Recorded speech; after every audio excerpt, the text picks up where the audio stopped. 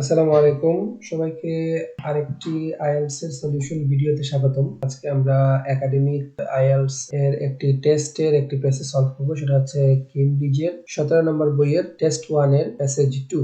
এটি স্টেডিয়াম নিয়ে। সো আমরা বরাবরের মতো আমাদের মেইন বোর্ডে চলে যাচ্ছি, যেখান থেকে আমি সবসময় আপনাদেরকে এই কাজগুলো দেখাই। So this is our passage title stadiums past present and future.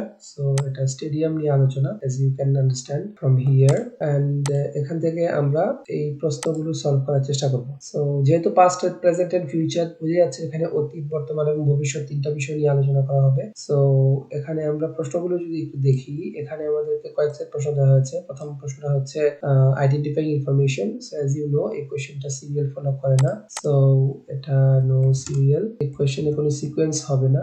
So যেহেতু সিকোয়েন্স হবে না, সো এটাকে আমরা একটু কেয়ারফুলি হ্যান্ডেল করতে হবে। অনেক ক্ষেত্রে আইএলটিএস এর এক্সপার্টরা বলেন যে অন্যান্য কোশ্চেন্স গুলো সলভ করে এসে তারপরে এই প্রশ্নটা সলভ করা। সো পরীক্ষাতে আপনারা এটা করতে পারেন। আমি 14 থেকে 17 আগে সলভ করব, দেন আমি অন্য কোশ্চেন্স গুলোতে যাওয়ার চেষ্টা করব। ওকে, সো এটা গেল একটা।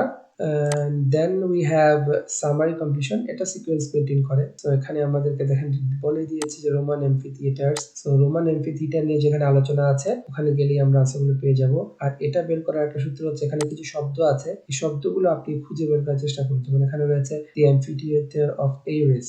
এরিস এর মানে একটা টেম্পল আছে। তারপরে আরেকটা দি এরেনা ইন ভেরোনা, ভেরোনার একটা এরেনার কথা বলা আছে। এই তারপর দেখেন লুকাস এমফি থিয়েটারের কথা বলা আছে। তো এই 3-4টা জিনিস যেখানে আছে, কাছাকাছি কোনো জায়গা থেকে আপনি সবগুলো আনসার পেয়ে যাবেন। তো এটা একটা ভালো বুদ্ধি। আচ্ছা, তারপরে আছে 23 এবং 24 আর 25 এবং 26। আপনাদের দুটো আনসার চুজ টু লেটার্স বলে, এটা অনেকটা এমসিকিউ এর মতো। আর এই আনসারগুলো বেশিরভাগ সময় কাছাকাছি জায়গাতে থাকে। এখানে বলেই দিয়েছে যে এই আনসারটা হচ্ছে সেকশন ডি তে। ঠিক আছে, এটা যদিও বলে নাই, এটা যেহেতু সিকোয়েন্স ফলো করে, সেকশন ডি এর পরে কোথাও এই আনসারগুলো থাকবে। ওকে, সো এখন আমরা একে একে প্রশ্নগুলোর সমাধান নেওয়ার চেষ্টা করি। সো কোশ্চেন নাম্বার 14 এ যদি আমরা যাই, কি বলেছে আমরা একটু দেখি। এখানে বলেছে a mention of negative attitudes toward stadium building. Stadium building এর ক্ষেত্রে একটা নেগেটিভ অ্যাটিটিউডের কথা বলেছে। সো নেগেটিভ অ্যাটিটিউড মানে কি?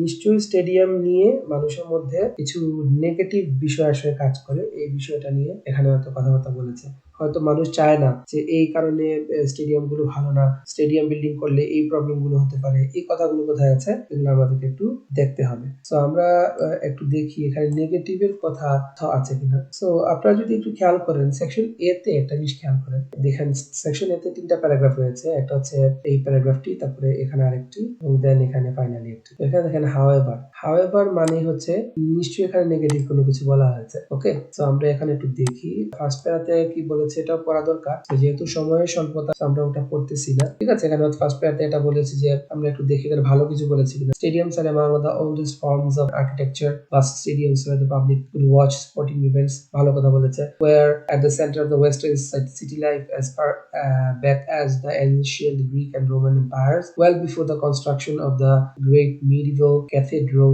and the grand 19th and 20th century railway stations which dominated urban skylines in later era. So এখানে stadium নিয়ে ভালো কথা বলেছে।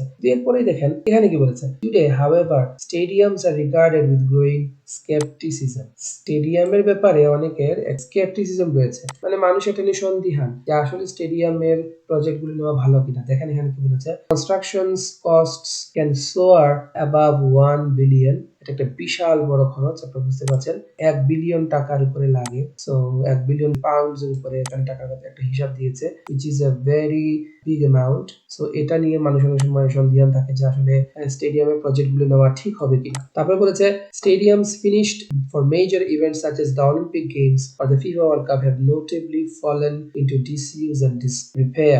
অলিম্পিক গেমস এ যে স্টেডিয়ামগুলো ইউজ করা হয়, যেমন চায়নাতে একটা রয়েছে বার্ডস নেস্ট, তারপর ফিফা ওয়ার্ল্ড কাপে নোটেবলি যেসব ভালো ভালো স্টেডিয়ামগুলো ইউজ করা হয়, সেইগুলা কিন্তু ডিসইউজ এন্ড ডিসরিপেয়ারে পড়ে যায়। মানে এগুলাকে আর কোনো দিক দিয়ে ব্যবহার করা যায় না, ওই বড় ইভেন্টটার পরে এটা শেষ হয়ে যায়। ওকে, সো এই জিনিসগুলো থেকে আমরা বুঝতে পারতেছি যে স্টেডিয়ামের ব্যাপারে মানুষের একটু নেগেটিভিটি রয়েছে, রাইট? এই জন্য 14 আনসার বাই লাক, অ্যাকচুয়ালি এটা সবসময় হয় না। আমাদের আনসারটা হবে এ। ওকে গাইস, তাহলে আমরা পরেরটাতে চলে যাচ্ছি। Figures demonstrating the environmental benefits of a certain stadium. Figures মানে কি গাইস? ফিগার্স মানে হচ্ছে সংখ্যা, তাই না?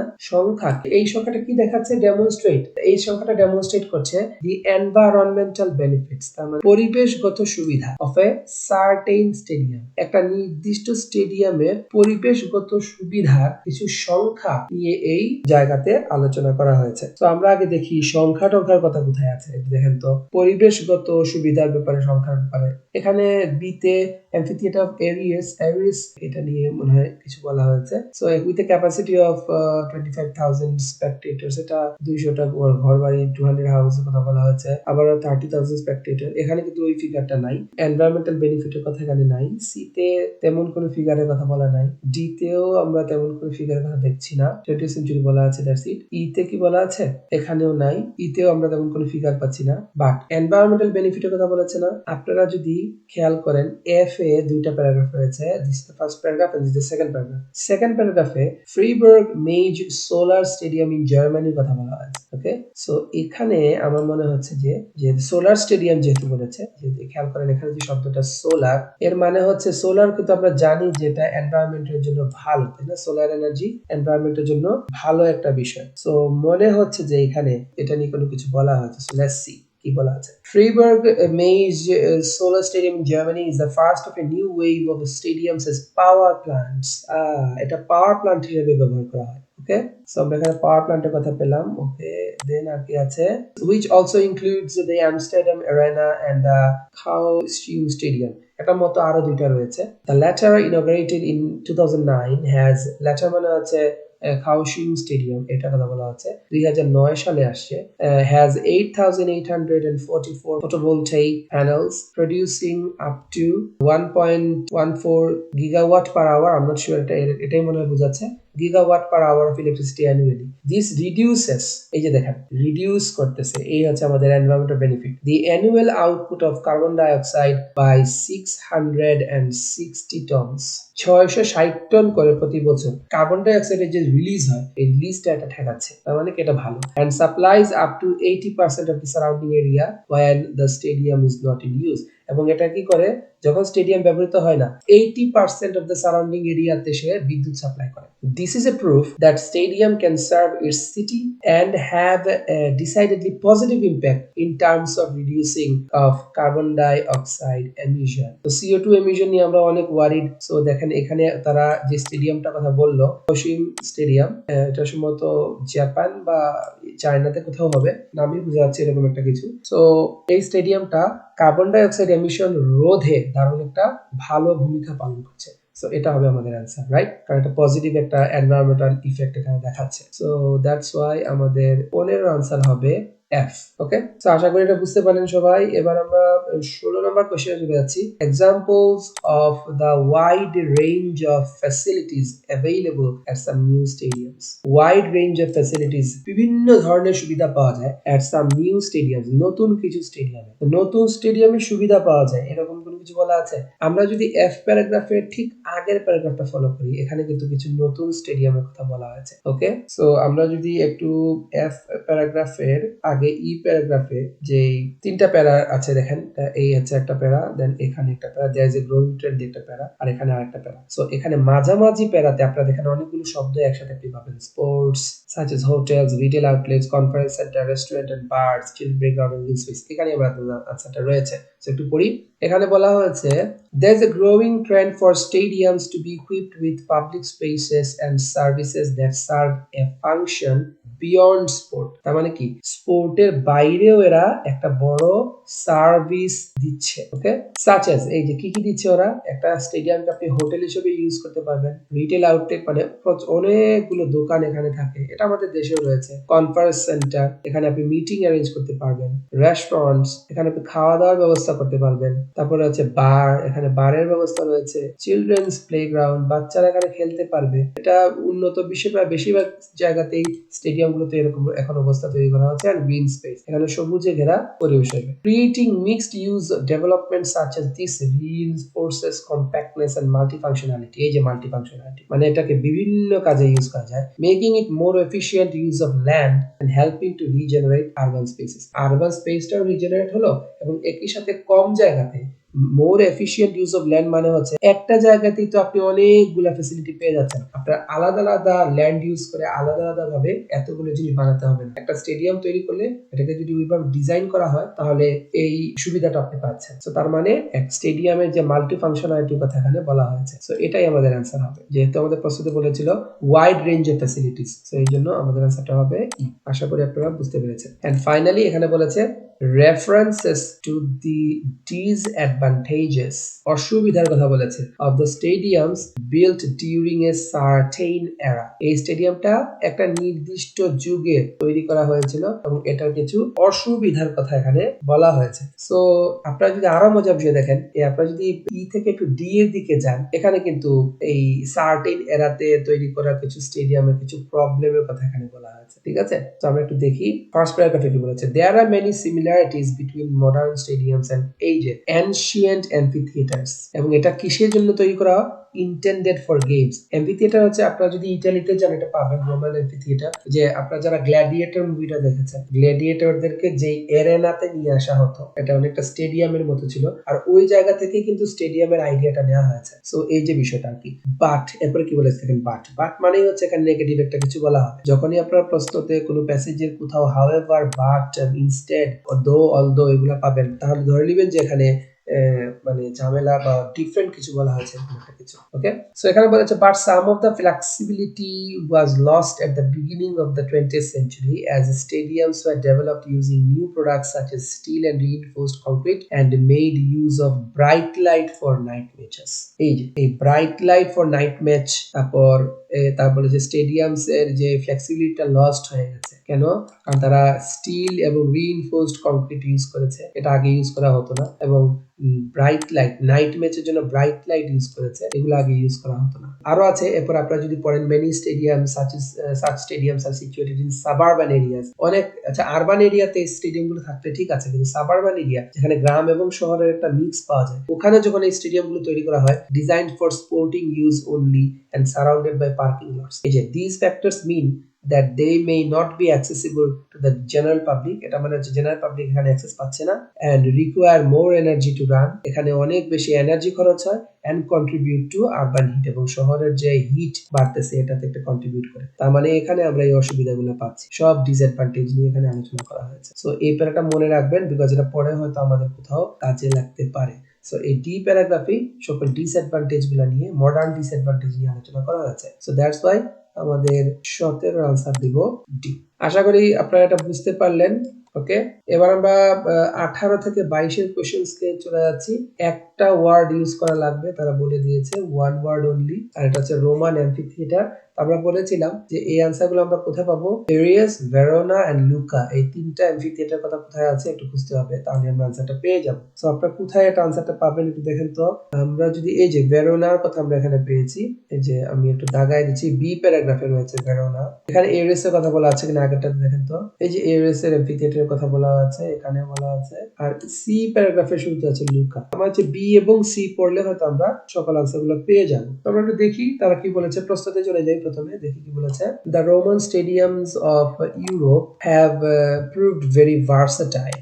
ভার্সাটাইল শব্দটা বুঝতে পারি, এটাতে আনসারটা হতে পারে। The amphitheater of Ares, for example, was converted মানে কি? এটাকে রূপান্তর করা হয়েছে। ফার্স্ট, প্রথমে, তার মানে এখানে প্রথমে এই শব্দটা বুঝতে হবে, প্রথমে এটাকে কিতে রূপান্তর করা হয়েছে, and then into a residential area, তারপরে এটাকে রেসিডেন্সিয়াল এরিয়াতে কনভার্ট করা হয়েছে, and finally into an arena, শেষে এটাকে আবার ট্রান্সফর্ম করা হয়েছে where অ্যারেনাতে where spectators could watch, যেখানে স্পেক্টেটররা একটা জিনিস দেখতে পারে। আমরা এই দুটো আনসার হতে একসাথে পেয়ে যাবো। আমরা একটু দেখি এরএস এর কথা কোথায় বলা হয়েছে।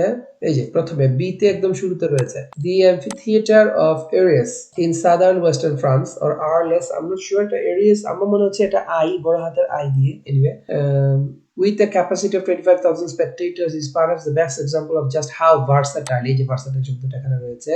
সো আমরা আনসারটা এখানেই পাবো। Built by the Romans in 90 AD, মানে জেসাস ক্রাইস্টের জন্মের 90 বছর পরে, it became a fortress with 4 towers after the 5th century and was then এই যে transformed into a village containing more than 200 houses। তার মানে প্রথমে এটা কি ছিল, একদম শুরুতে এটা একটা ফর্ট্রেস ছিল। ফর্ট্রেস মানে কি, দুর্গ ছিল। এরপর এটাকে কি করা হয়েছে, এটাকে একটা ভিলেজ ট্রান্সফর্ম করা হয়েছে। ওকে, এখানে একটা ভিলেজে ট্রান্সফর্ম করা হয়েছে containing more than 200 houses with growing interest in conservation of during the 19th century it was converted back into an arena। ওই যে আবার একটা অ্যারেনাতে ট্রান্সফর্ম করা হলো কিসের জন্য, ফর দ্য স্টেজিং অফ, ওই যে লোকেরা দেখতে পাবে কি, বুল ফাইটস। তাহলে আমাদের 18 এর আনসার হবে ফর্ট্রেস এবং 19 এর আনসার হবে বুল ফাইটস। ঠিক আছে, প্রথমে একটা ফর্ট্রেস বানানো হয়েছে, তারপর একটা ভিলেজ, আর ফাইনালি একটা অ্যারেনা যেখানে বুল ফাইটস স্টেজ করা হয়, ষাঁড়ের লড়াই। সো এই যে আমরা দুটো আনসার পেয়ে গেলাম। 18 আনসার হবে ফর্ট্রেস, বানাটা দেখে নিন সবাই, দুর্গ, দুর্গের ইংরেজি,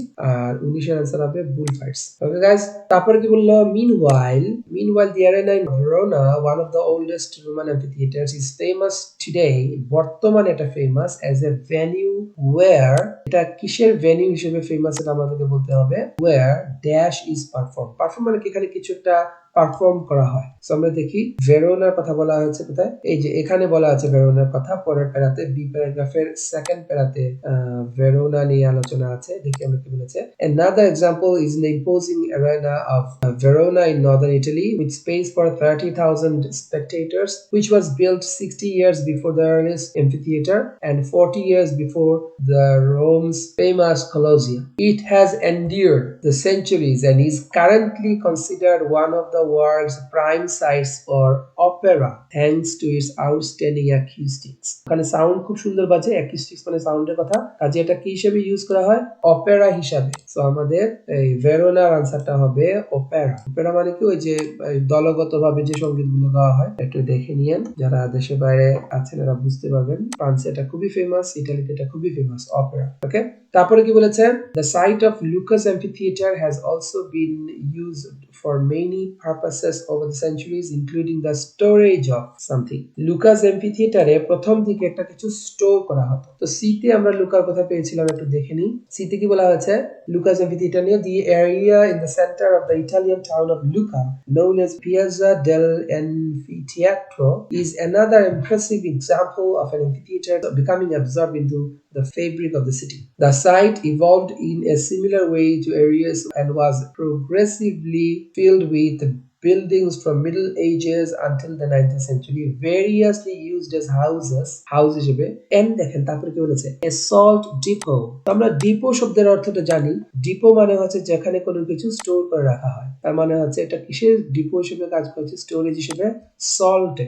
সো আমাদের 21 এর আনসার হবে সল্ট। ঠিক আছে, তারপর কি বলেছে, it is now a market square with dash and homes incorporated into the remains of the Roman amphitheater। এখানে একটা মার্কেট স্কোয়ার তৈরি করা হচ্ছে বিভিন্ন জিনিস এবং আরো কিছু জিনিস নিয়ে, হোমস রয়েছে, পাশাপাশি আর কিছু আছে। বাট রাদার দেন, এরপরে বলেছে but rather than reverting to an arena, it became a market square, এই যে মার্কেটের কথা, designed by romanticist architect Lorenzo Nottolini। Today the ruins of the amphitheater remained embedded in the various shops and residence মানে Holmes, এটা আমরা জানি সবাই, তাই না? তো আমাদের এই অ্যানসারটা হবে, যেহেতু রেসিডেন্স মানে হচ্ছে হোম, হোমের আগে আমাদের গ্যাপ ছিল, সো অ্যানসারটা হবে শপস। সো এই যে হোমস মানে হচ্ছে রেসিডেন্স, সো 22 এর অ্যানসার হবে শপস। এই তো গাইজ আমাদের 18 থেকে 22 এর আনসারগুলো আমরা পেয়ে গেলাম। আশা করি আপনারা এটা বুঝতে পেরেছেন। এখন আমরা 23, 24, 25, 26 চলে যাব। আচ্ছা, ডি প্যারাগ্রাফ আমরা অলরেডি পড়েছিলাম, মনে আছে? সো দেখেন আমাদের সময় কিভাবে বাঁচে, আপনাদের আঁকাটা একটু শিখাই। ওই যে আমরা ডি প্যারাগ্রাফে দাগায় রাখছিলাম কিছু বিষয়, ডিসঅ্যাডভান্টেজ নিয়ে কথা বলেছিল না? ওই যে দেখেন এখানেও প্রশ্নটা একই বিষয় নিয়ে করেছে। আপনাদের জাস্ট আইডেন্টিফাই করতে হবে কোন দুইটা ডিসঅ্যাডভান্টেজের কথা এখানে উল্লেখ করা আছে পাঁচটার মধ্যে। When comparing 20th century stadiums to ancient amphitheaters in section D, which two negative features does the writer mention? Writer কোন দুইটা নেগেটিভ ফিচারের কথা বলেছে? আমরা প্রশ্নগুলো একটু পড়ি আর দেখি আমরা মন থেকে দিতে পারি কিনা। একটা হচ্ছে they are less imaginatively designed। ইমাজিনেটিভলি ডিজাইনের কথা আমি ডি প্যারাগ্রাফে আমি পড়ি নাই, আমার মনে নাই। they are less spacious, এটাও বলে নাই। they are in less convenient location, এটা হইতে পারে কারণ ওখানে মানে সবাই অ্যাক্সেস করতে পারে না, একটা কথা ছিল। they are less versatile, হ্যাঁ, এটাও হইতে পারে, কারণ এখানে এই খেলাধুলা ছাড়া এটা আর কোনো তেমন কোনো ফাংশন ছিল না। They are made of less durable material, material নিয়ে হয়তো এখানে তেমন আলোচনা করে না। তো দেখি আমরা এখানে কি বলেছে, সি এবং ডি হবার সম্ভাবনা বেশি। আমরা একটু পড়ি, ডিতে যাই, দেখি কি বলেছিল। হ্যাঁ, এখানে কিন্তু কোন ম্যাটেরিয়াল ইউজ করেছে ডিতে এটা বলেছে, such is steel and reinforced concrete. তো আমরা জানি স্টিল কিন্তু খুবই ভালো মানে টেকসই এবং মজবুত কিন্তু একটা ম্যাটেরিয়াল। সো এখানে আমাদের ম্যাটেরিয়ালে যেটা আছে সেটা ম্যাচ করবে না। কিন্তু আপনি যদি এখানে দেখেন, ওই যে দেখেন দ্বিতীয় প্যারাতে কি বলেছিল, this factors mean that they may not be accessible to the general public, general public এটাতে অ্যাক্সেস করতে পারবে না। তার মানে হচ্ছে এই যে লেস কনভেনিয়েন্ট লোকেশনস, সাধারণ মানুষ এখানে আসতে পারতেছে না। সো এই হচ্ছে আমাদের একটা আনসার, কনভেনিয়েন্ট লোকেশনে নয়। তো সি আমাদের একটা আনসার হবে। এন্ড আরেকটা কি বলেছিল, এই যে উপরে দেখেন আরেকটা কি বলেছে, many such stadiums are situated in suburban areas. এরপরে দেখেন কি বলেছে, designed for sporting use only. দেখছেন, এই যে আরেকটা answer, designed for sporting use only. তার মানে কি এখানে শুধুমাত্র খেলাধুলাই করা যায়। আমরা তো আগে এটা পেয়েছি, মে নট বি অ্যাক্সেসিবল, এটা অলরেডি আমরা পেয়ে গেছি। তো এই দুইটাই হচ্ছে আমাদের আনসার। শুধুমাত্র খেলাধুলা করা যায়, তার মানে কি এটা ভার্সাটাইল না, এটাকে নানা কাজে ব্যবহার করা যাচ্ছে না। তো এই যে আমাদের আরেকটা আনসার হবে ডি, লেস ভার্সাটাইল। ঠিক আছে, তাহলে আমাদের দুটো আনসার পেয়ে গেলাম, একটা হচ্ছে সি, একটা হচ্ছে ডি। এবার আমরা 25 এবং 26 এ যাচ্ছি। Choose two letters, again write the correct letters. আচ্ছা, টু অ্যাডভান্টেজেস, এখানে দুটো অ্যাডভান্টেজের কথা বলেছে, আপনাকে বলতে হবে। Okay, which two advantages of modern stadium design, modern স্টেডিয়ামের ডিজাইনে কোন দুটো advantage does the writer mention, writer এখানে মেনশন করেছে। তো মডার্ন স্টেডিয়ামের ডিজাইনের মধ্যে দুটো অ্যাডভান্টেজের কথা। সো আমরা মডার্ন যেহেতু আসছি, দেখেন আমরা প্রথম দিকে পাস্ট পেয়েছিলাম, মাঝামাঝিতে প্রেজেন্ট, তাহলে মডার্ন স্টেডিয়াম তো আরো পিছনে থাকবে, এই যে এখানে কত কোথাও আছে, ইতে হয়তো মডার্ন স্টেডিয়াম নিয়ে যে, বাট টুডে দেখেন এখানে লেখা আছে, but many of today's most innovative architects. ঠিক আছে, see scope for stadium to help improve the city. তার মানে এখানে বর্তমানের কথা এখানে আছে, মডার্নের কথা আছে। সো আমরা তো এখানে হয়তো পেয়ে যাবো। ওকে, সো একটু দেখি এখানে কি কি বলেছে। ফার্স্ট প্যারাগ্রাফে মনে হয় আনসার গুলো রয়েছে, আমরা একটু দেখে নেই। Among the current strategies to, এই যে টু একবারে সরাসরি বলেও দিয়েছে, এখানে দুইটার কথা, seem to have big particular success. একটা হচ্ছে the stadium as an urban hub, মানে শহরের যাবতীয় সুবিধা, যাতে শহরের সব মানুষ এখানে গ্যাদার করে একটা জায়গাতে আসতে পারে, and as a power plant, এবং এখানে পাওয়ার প্ল্যান্ট স্থাপন করা যেতে পারে। সো এই দুইটাই মানে মডার্ন সুবিধা আমরা পাচ্ছি। সো আরবান হাবের সাথে কোনটা ম্যাচ করে আর পাওয়ার প্ল্যান্টের সাথে কোনটা ম্যাচ করে আমরা একটু দেখি। এতে বলেছে offering improved amenities for the enjoyment of sports events, এখানে স্পোর্টস ইভেন্ট নিয়ে কথা বলে নাই। Bringing community life back into the city environment, এই যে আরবান হাব, আরবান হাব মানে হচ্ছে কমিউনিটি লাইফ, সবাই এখানে গ্যাদার করবে, সবাই এখানে একটু আসবে, একসাথে এনজয় করতে আসবে, এই বিষয়টা। সো এটা হচ্ছে আমাদের একটা আনসার, আরবান হাব, এটার সাথে বি ম্যাচ করলো। এবং কি বলেছে, facilitating research into solar and wind energy solution, রিসার্চের কথা এখানে বলে নাই। Enabling local residents to reduce their consumption of electricity, এটা নিয়ে এখানে আলোচনা করে নাই। আর ফাইনালি বলেছে providing a suitable site for the installation of renewable power generation, হ্যাঁ power generation, power plant. So এই আমাদের আরেকটা আনসার। ওকে, সো বি এবং ই, এই দুটো হচ্ছে আমাদের answer. That's it guys. So যদিও এটা প্যাসেজ 2, বাট এটা এতটা কঠিন ছিল না আমার কাছে মনে হয়, যেটা মনে হলো এটা অনেকটা প্যাসেজ এর মতোই এখানে আনসার গুলো দিয়েছে। বাট এখানে এই কোশ্চেন্স গুলো হয়তো আপনাদেরকে একটু কনফিউজ করে ফেলবে, কারণ এখানে এই যে চুজ টু লেটার্স দেখে অনেকে কনফিউজড হয়ে যায়। আর একদম শুরুতে যেটা দেওয়া আছে, যেহেতু এটা আইডেন্টিফাইং ইনফরমেশন চেনার রাস্তা হচ্ছে এই ইনস্ট্রাকশনটা সবসময় থাকবে, হুইচ সেকশনস বা which paragraph contains the following information. এটা থাকলেই বুঝবেন যে এটা সিকোয়েন্স মেইনটেইন করবে না। সো এখানে বুদ্ধি খাটায় আপনাকে আনসারগুলো করে নিতে হবে। সো আপনারা যেটা করতে পারেন, যদি এটা আগে অ্যান্সার করতে চান, কোশ্চেন্স থেকে আপনারা অবশ্যই কিওয়ার্ড গুলো ভালো করে ম্যাচ করে দাগায় তারপর খুঁজতে পারেন। আর নাইলে আপনারা অন্যান্য কোশ্চেন্স গুলো সলভ করে এসে তারপর এটা এই 14 থেকে 17 সলভ করতে পারেন। So that's it guys. আজকে আমরা stadium past present and future Cambridge সফটওয়্যারের এই টেস্ট 1 এর প্যাসেজ 2 টি আমরা সলভ করলাম। আশা করি আপনারা সলভটা বুঝতে পেরেছেন। অন্য কোনো ক্লাসে আপনাদের সাথে আবার দেখা হবে। আমাদের ক্লাসগুলো ভালো লেগে থাকলে আপনারা অবশ্যই আমাদের চ্যানেলটি লাইক, শেয়ার এবং সাবস্ক্রাইব করবেন। যাদেরকে মনে করা যায় যে তাদের সাথে শেয়ার করলে তারা উপকৃত হবে, তাদেরকে জানাবেন এই চ্যানেলটির ব্যাপারে। আর আমরা চেষ্টা করতেছি আপনাদের দ্রুত অনেকগুলো প্যাসেজ সলভ করে দেওয়ার, যাতে আপনারা আপনাদের পরীক্ষার প্রস্তুতিটা আরো ভালো করে নিতে পারেন। আপনাদের প্রতি একটাই রিকোয়েস্ট, কখনোই আপনারা সলিউশন ভিডিওগুলো আগে দেখবেন না, আপনারা আগে নিজেরা সলভ করবেন। নিজেরা সলভ করার পরে যে কোয়েশ্চেনস গুলো আপনাদের মিস হবে, মানে যেগুলো ইনকারেক্ট হবে, যেগুলোতে আপনারা এররস করবেন, মিস্টেক করবেন, ওইগুলো আপনারা এই সলভগুলা থেকে দেখে নিয়ে সলিউশন ভালো করে নেবেন। ইভেন যেই প্রশ্নগুলোর উত্তর হয়ে গেছে বাট আপনি সন্দেহ ছিল যে আপনি এটা আন্দাজে দিয়েছেন, এগুলো আপনাদের কনফার্ম হয়ে নেবেন। যদি আপনারা কনফার্ম না হন তাহলেই কিন্তু রিডিং আপনাদের জন্য আরো কঠিন হয়ে যাবে। আমরা অনেক সময় একটা প্যাসেজ সলভ করে সেখানে আমরা যদি ভালো স্কোর করে ফেলি, তখন আমরা যে প্রশ্নগুলো ভুল হয়েছে, যেটা আমরা আন্দাজে দেখিয়েছিলাম, সেটা নিয়ে আমরা ওয়ারি করি না। যে প্রশ্নগুলো আপনার মানে সন্দেহ ছিল, আনসার হয়েছে বা সন্দেহ ছিল, আর যেগুলো হয়নি, এগুলাই কিন্তু আপনার বড় চ্যালেঞ্জ। এগুলোই আপনাকে সলভটা দেখে নিতে হবে বা বুঝে নিতে হবে। সো সবাইকে ধন্যবাদ। আগামী কোনো ক্লাসে আপনাদের সাথে আবার দেখা হবে। টিল দেন, আল্লাহ হাফেজ, সালামু আলাইকুম।